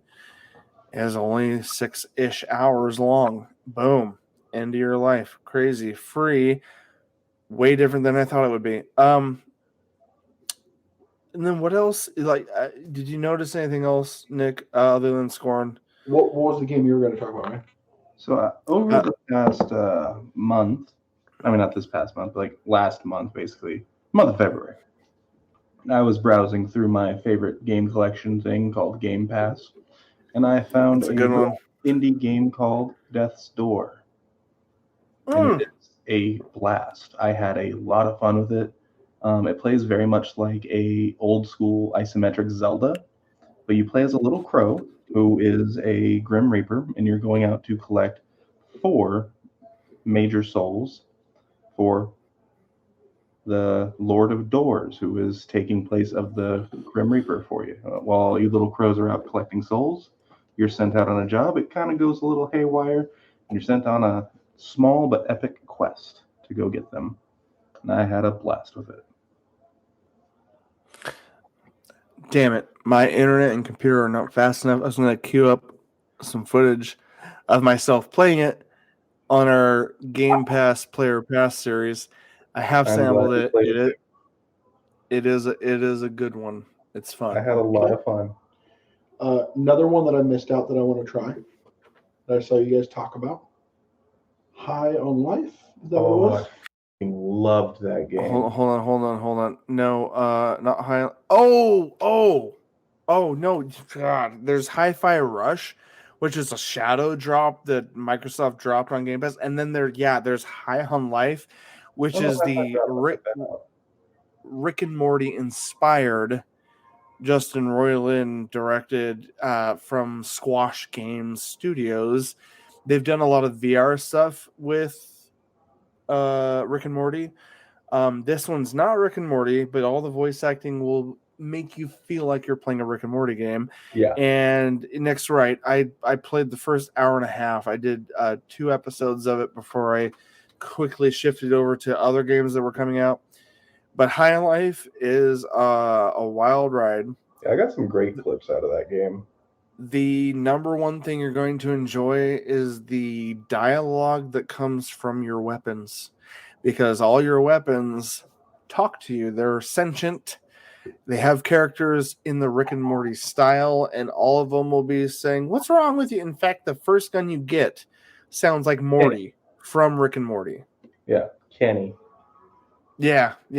Kenny's a great gun. The shotgun guy, the green one. I've seen clips as well, but I didn't get too far into it yet. So your bullets and your guns talk to you. Is this like did anyone ever play Oddworld Stranger's Wrath? I didn't play that one, the Oddworld. No, but I'm familiar with the game you're talking about. If you ever get a chance to play it, one of my favorite games of all time. I will check it. Weapons that talk to you, huh? Yeah. Is it on Xbox? Yeah, I think so. Yeah. I'm gonna see if I You can. probably find it on the store. It's a first-person, third-person shooter made by EA Nick, Games like on original Xbox. God, I appreciate the fact that you brought up High in Life because that was such a It was a fucking amazing game. I love it. flash. That was such a flash in the pan moment for the games. So many things came out. But Hi-Fi Rush, I want to shout out Hi-Fi Rush real quick. Stylized, cell shaded, rhythm-based game, but it's like an action hack and slash. Did anyone play? Crypt of the Necro Dancer. Enter No, the there's another one on Game Pass called Hell. Yeah, I played the fuck out of it. I haven't beat it yet though. Is that on Game What? No. He was asking about Hogwarts Legacy. Oh, yeah, that's another one. Gosh, so many options. Trying to figure out what for the games. Yeah. Diablo Yeah, 4. Yep, that's open beta until tomorrow at midnight. So like, Draft, they did an HD version of it. free to play for the next 24 hours, guys. Later. Um, Do my wish list first. I'll do a highlight, guys. HD remaster of it though. Okay, what I want to do before we wrap up is do a quick fire drop down crazy ass list of what I've played over this last month. Do any of you guys, maybe not Ryan because you did a lot of PC, I know you do Xbox now more because of Game Pass and stuff. Do any of you guys ever check out your ranking amongst your friends lists for Gamerscore? I haven't in a while. No, my name's not Tyler. I mean, Yeah, no. Our friend Tyler is obsessed with it. That's Asshole. kind of what turned me off. I'm proud of this month because I'd like to say I've been in the number one spot by a landslide. Gonna shout out Mr. Barry. I won't say his full name, but you know How do I Mr. Barry. The Nick? top 8. Mr. Barry. He's usually up there because he plays a lot of games from Game Pass. Okay. So he's got 660 gamer score for the month of March, but he's in second place. In my Matt hasn't played much in a while, so he's pretty down there. Dr. Brehan, same. And you're like at the bottom, Nick, with 0. What the hell? I haven't played in 8 All months. right. I know. I'm crying for you. Again, I'm joking. So- I'm messing with you. my number 1 is a good friend of mine named John with plus 25,460. His gamer No, score. what? 1 No, million. hold on. You mean 2,500 or No, 25,000? 25,000. His gamer score is 1,667,195. That guy And guy he's doesn't from do here anything in else. Roseburg. He doesn't do anything else, dude. And then there's Tyler. And then there's What literally Tyler, does nothing else. who What's Tyler at? literally doesn't do anything else at 520,000. Tyler's And- been on our podcast. I know. Our His Justice gamer score League jumped up Snyder Cut 12,000. You're number for the 3, month. or we're number 3 technically at 2,170. We are Nerdentials. And then I'm all the way down at number 8 on my list at. Okay, I'm so excited. I'm excited that you can see Nerdentials. That's all I wanted to know. That's You're just number 3 on me. my list, and that's just because there's 2 tryhards above it. You would be at number 1 if it weren't for the 2 tryhards right above you. That's insane. I thought 2,000 gamer score. Wow, that's pretty nuts for 1 month. Okay, but we're also talking about 2 people who don't have jobs, okay, one of them has a kid. I'm not gonna get. I know. So I love okay, you, Tyler, but this is getting a little. You have a problem, buddy. okay, but you guys can appreciate the Yeah, I grind. appreciate your fucking score. That's a normal person excelling. No, that's you. That's me working 60 hours with 3 kids and a wife, and I still got that. Yeah, does your back hurt? From carrying all of Nerdentials on your back. I love you all. You're But developing a yeah. hunch. I mean, like, okay, if we want to talk about total gamer score, if we combined all 3 of us and then Matt, Yeah, I was like, mine's newer because I lost Blue Streak. My by the way, Ryan, like, do you remember hearing about my plight of losing my account? Lost his mm-hmm. his Blue account. Streak. My Blue Streak account was not crazy high, but it was over 50,000 points. Yeah. So this is new. Nerdentials me hitting now at I think I'm at 13,000 now. Yeah, like total score. I'm at 109,000. This is the same account I've had since 2008. I had mine since 2005 and lost it all. You're on my friends list. Okay. I'm on that. Okay. Sidestep. Here's the wrap up, guys. I was gonna like give you a couple hot takes and just run down what I've played this month alone, just in March. Do it. Yeah. Here's the hardcore. What the hell? You have time for that bullshit that I've tried doing for fun and got really into it. About my ability to watch so many games. 36,000. I know, Nick. I know. Well, Nice. I still wonder about that because, like, I can't watch a movie with my kids making a bunch of noise in the room. But, like, certain games, I could play with everyone in the room and just be like, yeah, I'm just bullshitting and playing this game. You know what I mean? I'm pretty sure more than half those points are from Destiny. Okay. Guys, over the last month, Guys. I jumped into the shadow drop that Microsoft gave us during their developer whatever. They're telling us about all these latest things that are coming, updates, right? They shadow dropped Hi-Fi Rush. Damn, boom, played that. Jumped back into Lego Marvel Superheroes for a little bit. Tried out Wild Hearts Standard Edition from EA Access. That's had some free to play access. GoldenEye 007 dropped on Game Pass. Hell yeah! Got 200 game. They didn't binged. They just put the N64 game on Xbox, Oh, and you have stick aiming and moving. Yeah, rare replay. Because it's rare, it's a rareware title, and guess what? What's cool about I tried playing the Switch version. I hate the Switch version. The Switch version doesn't let you customize the controls. It tries to emulate the N64 controller. Oh wait, it sucks. Yeah, this is because of the partnership Microsoft and Nintendo made, isn't it? Where Nintendo's going to get Microsoft games and Microsoft's going to get Nintendo games. I think something like that. Maybe, but bottom line, Nick, the difference is that the Game Pass version of 007 lets you fully customize the controller. So you can play 007 like a modern day FPS with right stick, left stick separation. There's no yellow button arrows like on the 64 controller. You don't have to do that. But the Switch forces you. Anyway, that's a whole nother complaint. But I've loved 007, playing that. Wolong Fallen Destiny. I need to play that. It's a Souls-like. It's hard. Wolong Fallen Dynasty. It's a Chinese Soul-like game. It's hard. Need to play more than Elden Ring. Elden Ring's easy. This is more like Demon Souls. Like Wolong Fallen Destiny, the boss, I died 30 times. I was like, I'm not making a video on this because I suck. And that's okay to admit that. But like, it's all about timing, parrying. It's about the moves and the timing. It's Souls-like. It's hard as hell. One I came back to that was free on Game Pass is an indie title called Somerville. It's a side-scrolling kind of 2.5D.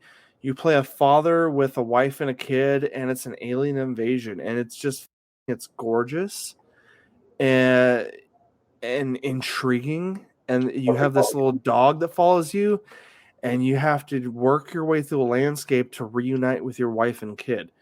It's amazing. It's called Somerville. Somerville. Okay, Somerville. Yeah. I was hearing summer. It sounds like it, but yeah, and it's super unique. It's an indie title. It's on Game Pass. It came out a couple months ago. It's really good. I've tried it. Other games I've jumped into, Guilty Gear Strive. You're on Strive? It's on Game Pass. Dude, I tried it out. Let's run it. Let's fucking run it. Yeah. So Guilty Gear Strive. It's a heavy fighter game, combos galore, very anime-ish. Ryan's really into it. It's on Game Pass. Checked it out. Love that game. Hot Wheels Unleashed. So much customization. It's a racer game, but like, holy shit, it's literally you controlling Hot Wheels models on Hot Wheels tracks. Okay. Inside gigantic environments, like you're in some kid's bedroom, but you're at ground level with the cars. So it's like a racer. It's like a realistic racer, but it's Hot Wheels. You know, that just made me think. I really want Lego Racer to make a new, like, to make a comeback. Yeah, it's that scale. You feel like when you're looking at the models, they look like Hot Wheels cars. They look like the toys you collect. But then when you play in the races, you're literally on the neon orange tracks with so much customization, so much DLC on that. It's insane.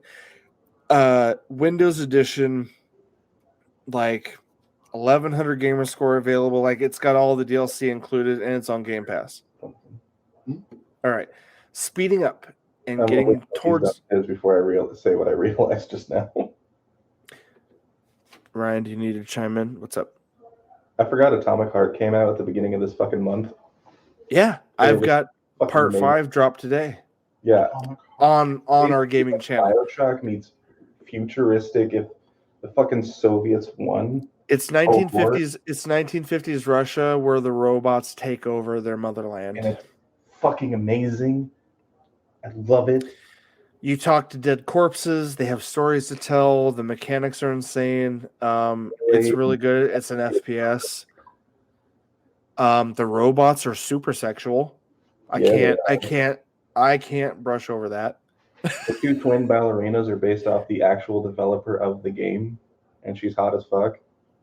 Yeah, there's a mod with the developer chick's face on them. Robot part with just her. It's ridiculous. But Atomic Heart is a hell of a lot of fun. I've played 4 hours of it. That's on our channel. Dead Space Remake, also played that. I'm about 4 hours in. I'm playing Dead Space Remake and Atomic Heart back like side by side on our channel. Those are going up. Gameplay wise, to switch back and forth between those two positions. It's awkward when I do that. It's first person, third person. It's weird to try to play, but I usually play an hour or two of one, and then I play an hour or two of the other, and then I edit them into half-hour episodes. But additionally, Hogwarts Legacy. My wife has 60 plus hours. I put about 20 hours in. I've got about 30 or 40 now. I got 10 episodes on the channel. They're on there. They got some good views. I decided I really wanted to check out Gotham Knights, but I was like, shit, you know what? Of all the games I've never finished, I never played all the way through the Arkham games. I've never played through all the Arkham games completely. I've never played any of them. Really? Fucking amazing. I loved Origins. The third game, I had mixed feelings about it. I really liked a lot of it, but I just didn't like how much was focused on the Batmobile. Oh well, I liked the GTA style of being able to drive around the city. Yeah, you said you had Gotham Knights though. But no, I don't have it. But like, I want to play it because it's got mixed reviews. It's been on sale over and over again. And I will play with you. Okay, well, yeah, because it is co-op. It's 4-player co-op with the Bat family, and it's only It's $27 right now. Here's the thing: if he gets it, he's game sharing with me. I'll have it too. And on the condition, I will play with you if I get to play Jason Todd. That's my only condition. That's not a problem. But also, just as a side note, like the whole reason I went back to the Arkham series is because Gotham Knights is part of the Arkham universe developed by Rocksteady. And so I was like, you know what? I need to play through the greatest trilogy of Batman games ever put out. So I 100%ed Arkham Asylum last 2 weeks. I put like 20 hours in, got all 250 freaking Riddler unlocks, everything. Yeah, 100% of that game. Did you do City as well? Nope, I started City. I think City has 400 or something like that. 300. I wasn't gonna 100% City. I was just gonna play through the story. And same thing with my favorite of the stories. Same thing with Arkham Knight. I was just gonna replay the City. Like I played the first few hours back when it came out, but I never played all the way through it. So I was gonna revisit those. They were kind of like my backlog plays. But yeah, I'm broke as a joke right now, so I can't buy Gotham. I feel that, man. It's on sale for $27, so just throwing it out there. Like on the On the 5th, if you've gotten it by that point, I will buy it. Okay. A surprise entry that I didn't think I'd be into, Shadow Warriors 3 dropped on Game Pass. And the quickest, easiest description for Shadow it, Warriors. it is an Asian skin over a Doom game. Yeah. It's literally the gore. Shadow Warriors is fucking hilarious too. Yeah, no. Oh, yeah, the comedy, the beats, the story. I love Shadow Warrior too. You're playing freaking this dude who is Lo Wang. Lo Wang. You're playing Lo Wang, Lo Wang. who's fighting demons. There's finishing moves. There's like 6 different guns. You can get gore weapons where you fight a semi boss and you yank a part of his body off and that becomes a weapon. Damn, that's gorgeous. It's gory as so much blood on the screen. So much blood. You're still playing Lo Wang, right? What? You still play as Lo Wang, right? Oh yeah, the whole game. Okay, cool. Like in the intro, he's wearing underwear. He feels defeated from the last game. He's bitching and cussing. He cusses. There's gore. Not for kids to be playing, but holy shit, it's basically Doom with an Asian aesthetic. Totally, because you're fighting demons. You're fighting the underworld, and then the ultimate goal is to defeat the gigantic city-destroying dragon at the end. So I'm this close to being done. It won an award for being the best short game of 2022 because you can beat it in 5 hours. If you want to collect everything and all upgrades, maybe 10 hours, but that's literally as long as it is. Cool. And it's on Game Pass, and it's a surprise enjoyment I didn't think I'd get into, but I put 6 hours in. I'm almost at the end. Last 2, these will be brief because I haven't spent a lot of time in them. But this weekend that we're recording, so sadly by the time this gets uploaded, they won't be available anymore. Marvel's Midnight Suns is free to play with Xbox Gold. If you're subscribed with Game Pass Ultimate or Xbox Gold, you can play the full version of the game all weekend, Friday, Saturday, Sunday. And that also surprisingly coincides with Diablo 4 open beta. I want to touch on both. I want to touch on Midnight Suns briefly. Midnight Suns is a cross between card playing combat and like SOCOM tactics. Card playing? Yeah, it's weird. So in the free roam portion, you're walking around the headquarters called the Abbey. It's in a pocket dimension. I know. Should we shake him? It's okay. I'm trying to summarize. You can walk around with your title character. The unique part about this is it's basically a Marvel RPG, but the difference here is you actually play your own created character, your own hero of the story. You don't play as any other classic Marvel hero. It's unique to this game. You play the Hunter. You're called the Hunter. You pick male, female. You can customize the face, the appearance, full RPG customization of how you look. You were a warrior, a hunter against Lilith or whatever 300 years ago. Then you went dormant. Then you're reawakened by a woman called the Caretaker. She's the sister to this other villain called Lilith. You're teaming up with all the classic characters: Captain Marvel, Iron Man, Blade. The Midnight Suns is actually a comic book series that Nick is familiar with, where Blade and a few other supernatural characters that I think Disney wants to do a series on, but that's the direction for this game. Is it's about kind of the rogue heroes, not the big heroes. Although while you're playing this, you do get to fight alongside people like Iron Man, Captain Marvel, but you're going to get Blade, you're going to get Magic from the Runaways, which is a spin-off series both on TV and comics. You're going to get a lot of secondary characters, but you're playing an original character. There's a leveling up system, full RPG, collectibles, but the combat system is where it's unique, where you enter into story beats where it becomes SOCOM. Gears Tactics, SOCOM or XCOM, whatever. favorites. You know, where you've got it's turn based, and you're Yeah. like, when it's your turn, you pick which enemy to I think you're hit. thinking XCOM, not SOCOM. That's what I mean. XCOM, Yeah. right? XCOM. So like top down tactics. Yeah, or You- Wasteland. Wasteland is another good series that does that. Yeah, or Final Fantasy Tactics. You've got a party of 3 or 4 characters. You control one character at a time. You pick your attack and you attack. So now the card-based system, have you ever played a game where it uses cards other than Marvel Snap, which is a huge mobile hit? Other than that, where you got like a draw card at the bottom. I did an anime version of this on our Game Pass series, but I haven't played any others since then. Where each card does a certain attack, a certain type of attack, or a certain ability, and you pick that card as what you're going to use to attack that character. I have not. I have. Other than like Gwent in The Witcher, but that's different. Okay. entirely. It's probably a mix of that then. Like if that's the closest thing you're familiar with, it's like you get 4 or 5 cards, you get a certain number of moves you can make, a certain number of cards you can play, and a certain number of redraws.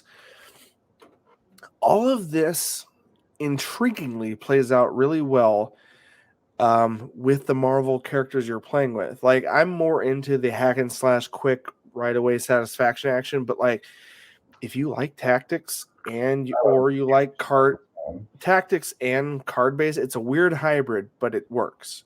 Like it's still fun. That we had that one blackout that one time, but we never did it again.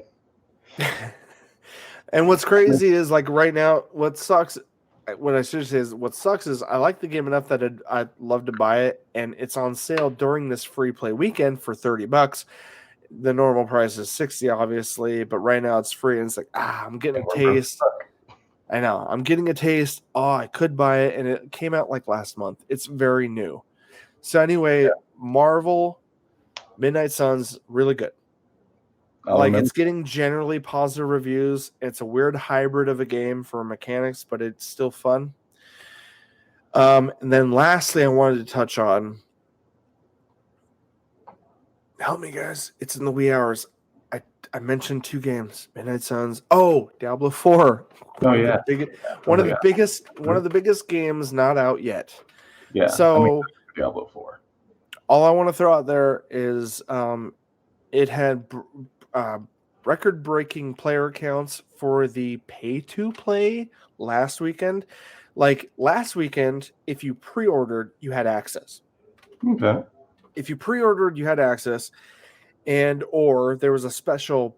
I don't remember what restaurant, but like if you bought a chicken meal, you could get a beta code for playing it. I don't remember what restaurant that was. Not the best person to talk to, but the reported numbers from Blizzard was 1 million, over 1 million players last weekend. Last weekend was the open beta. No, last weekend was the pay-to-play beta. Oh. 1 million players joined the pay-to-play weekend.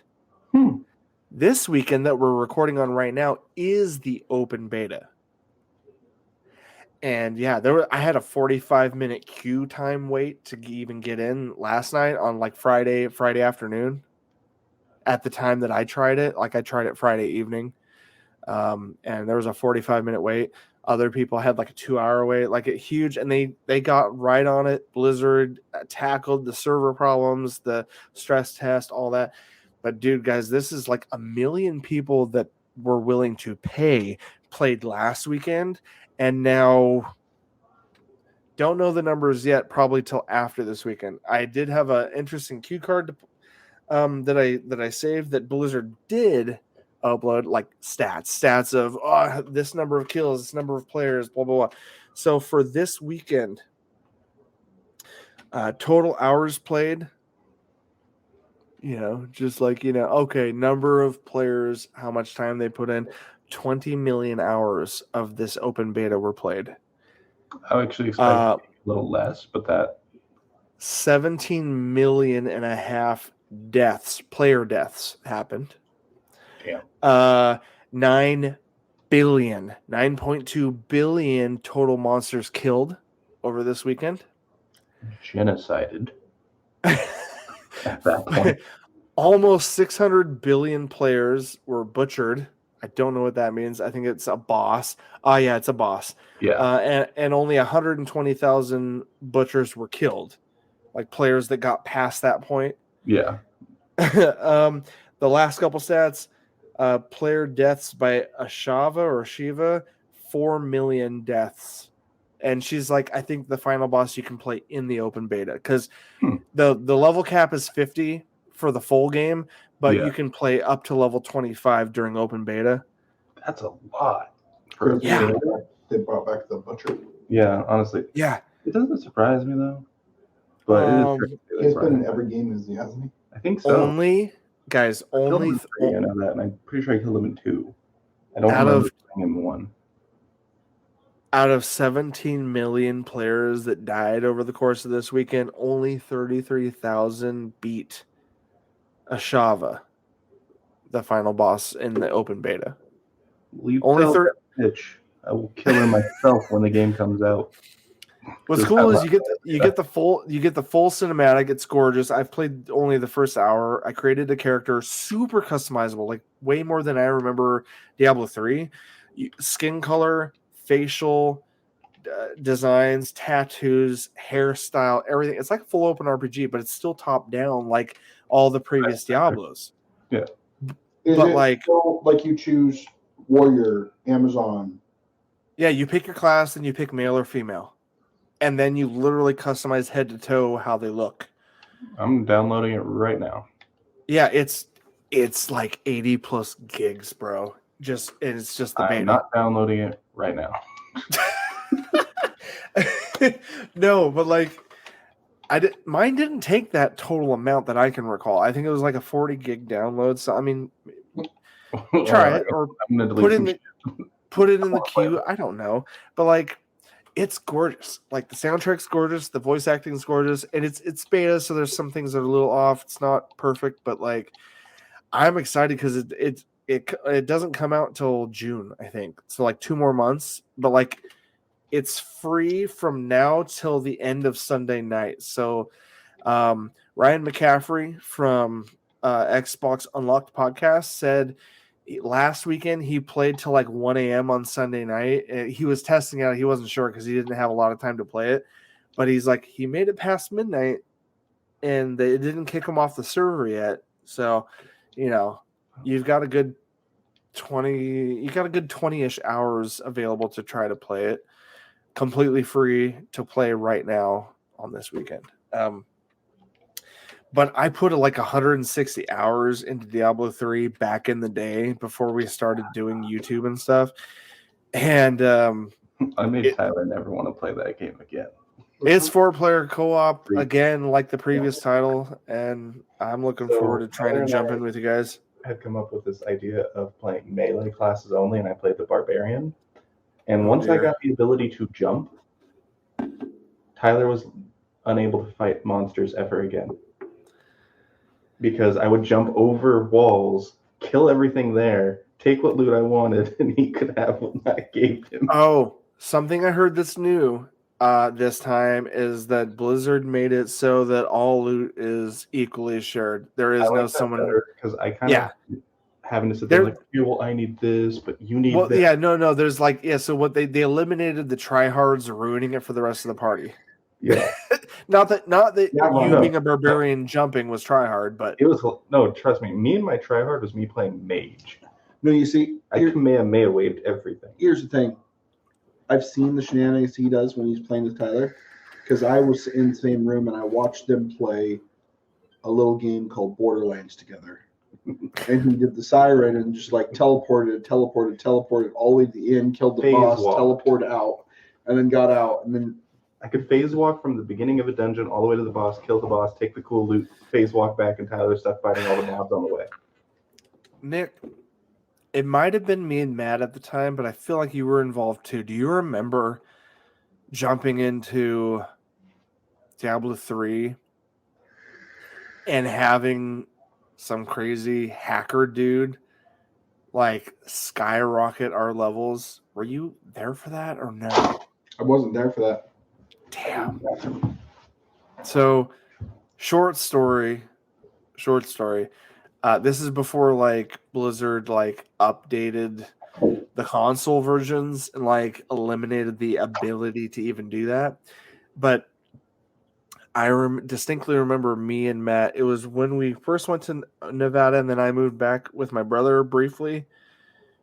So, like, yeah, you and me hadn't talked until I got established at like Precision Cast Parts, but we were playing a little bit of Diablo 3.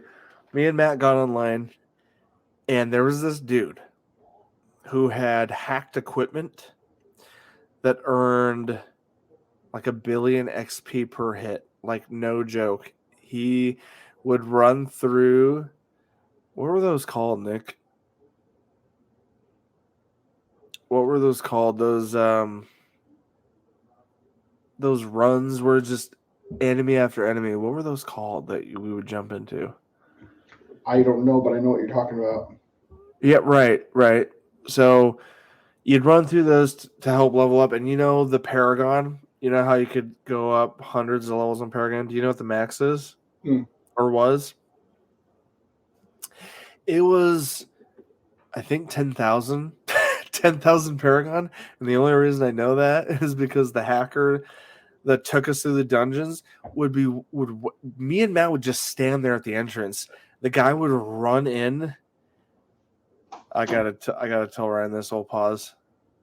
What's up? Ryan, do you remember what that thing was called where you would run in and it would just be wave after wave of enemies? It was just for loot and shit. Like, what were those called? Mad Moxie's Underdome, right?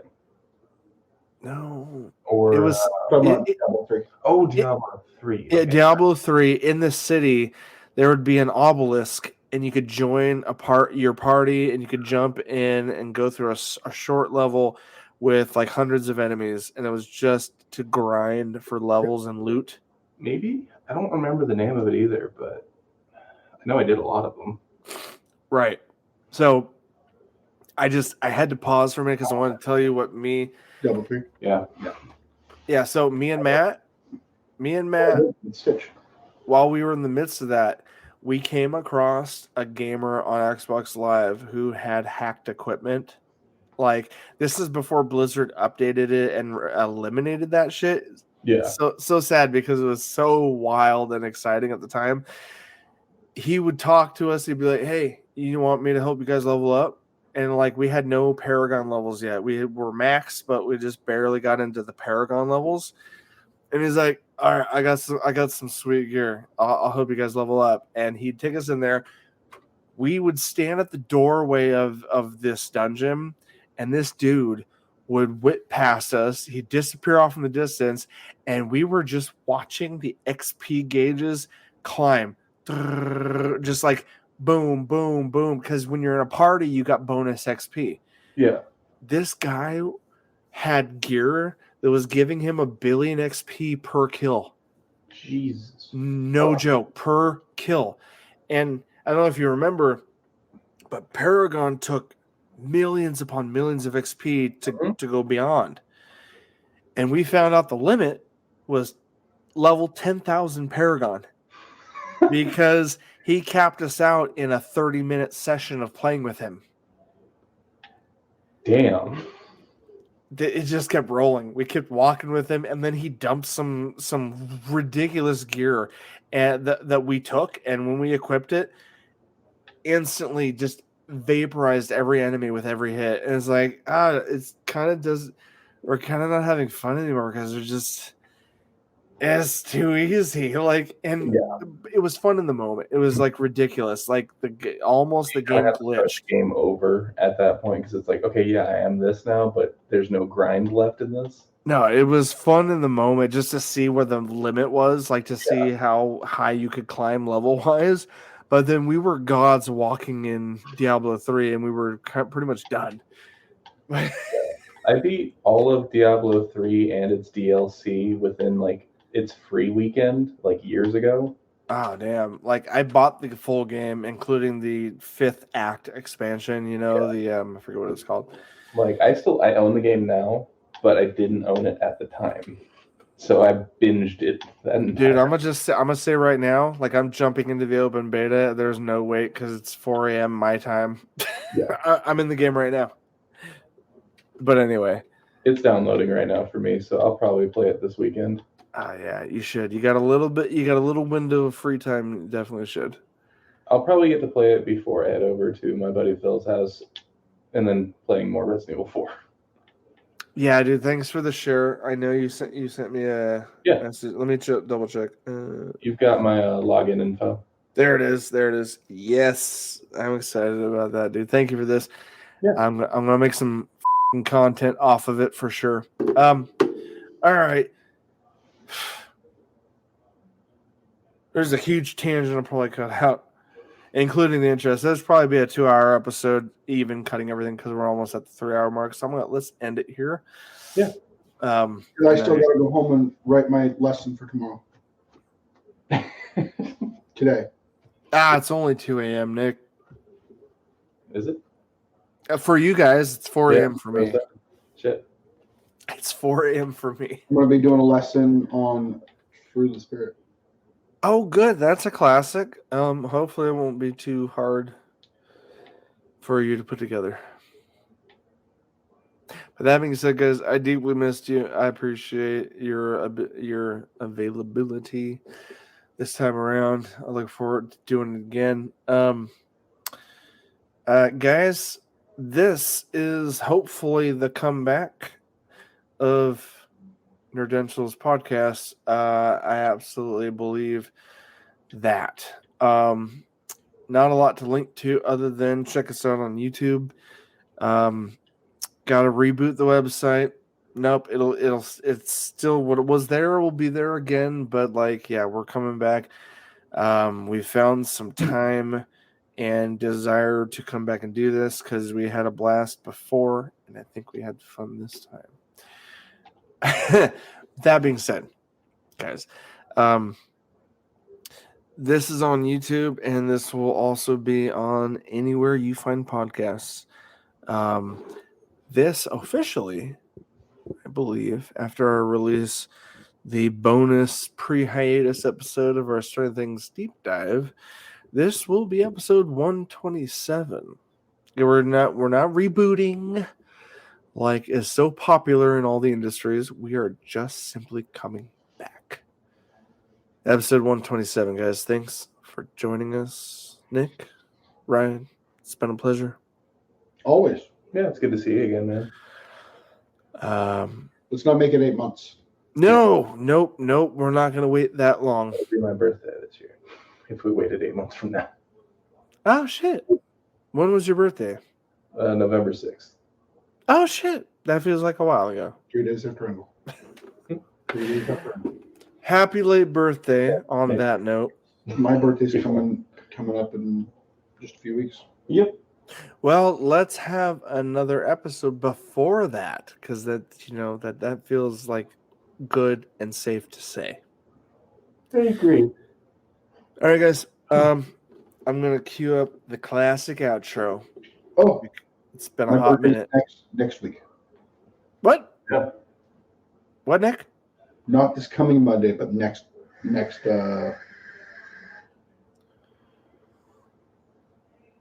next Wednesday. Next Wednesday. What is happening? Right? Hmm? You're older than Phil, right? Yeah.